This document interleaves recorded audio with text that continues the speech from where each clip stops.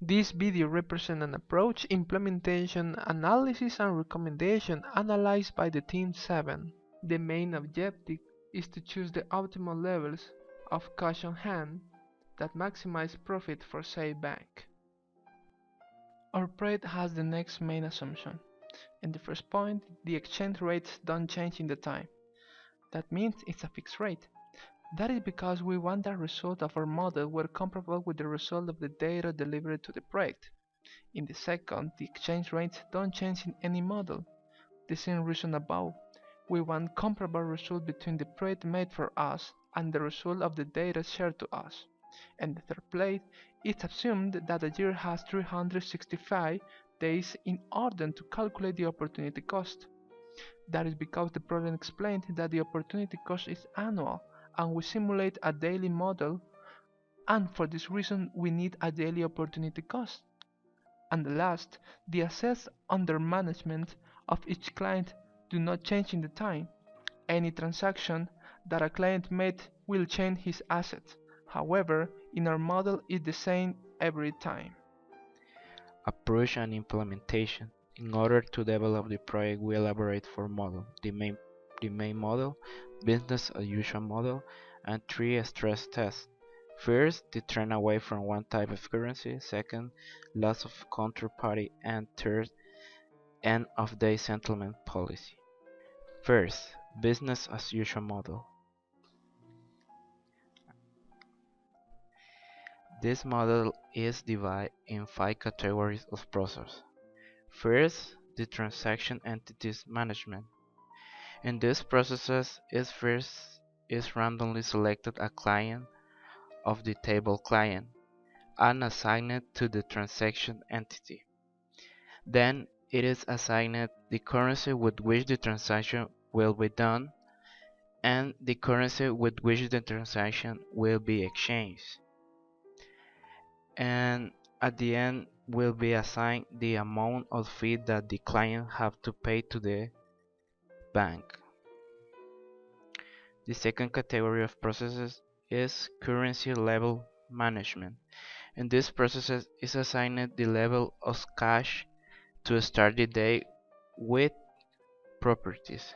Then, when a transaction is made, the processes changing currency levels are the responsible to change the level of currencies on hand in the same amount of the transaction. Third, swap management. In this category of processes are responsible of swap. The process management EUR swap is activated with a monitor when the level of EUR is low, and it is responsible of to raise the level of EUR and to drop the level of the any other currency. Finally, it assigned the swap cost. All the next processes do the same, just that all with different currencies.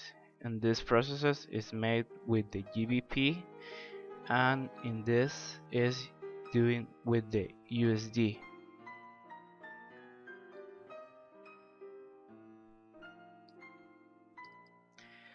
The fourth category is excess management. This category of process starts to work in the end of the simulation. First, it evaluates if currencies has an excess and it is save this excess in a variable. Then, the processes of decomposition of currencies are responsible to come back the level of currencies to the level that began. Finally, these processes are responsible to assign the CLS cost. The last category of processes is simulation triggers. The processes of this category only work if any level of currency drop to 0 or less. These processes assign a restitution cost that becomes 0 the profit and the revenue, and finish the simulation. Also, these processes are activated with monitor. Second, trend away from one type of currency. This model has the same categories of processes, however, there are many changes made on the processes in the transaction entity management category. First, in the currency in assignment was changed the proportion of how transactions are made. Also, it were changed the proportion of how currency are changed here and here, here and here. Third, loss of counterparty. This model lost a main category of processes, the swap management category, because in this stress test it is not necessary to do swaps. All remaining processes are the same like in the above models. End of day settlement policy. This model lost a main category of processes, excess management, because in this stress test it is not necessary to come back the levels of currency to the initial levels. However, it's added a new category, change day management. And the processes of this category are responsible to stop and to start the arrival of entities. And also these processes are responsible to increase the opportunity cost day by day. Results.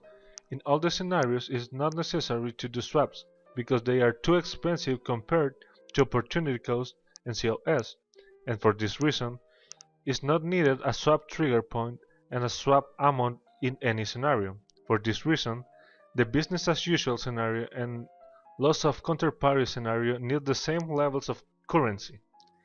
In the trend away from one type of currency scenario is needed more dollars and GBPs and less euros, because transactions trend to be more in euro and the bank lost more dollars and GBPs. In end of day settlement policy scenario is needed a higher levels of currency because it's not allowed a settlement. That means that SafeBank is not able to restart the levels of currency every day.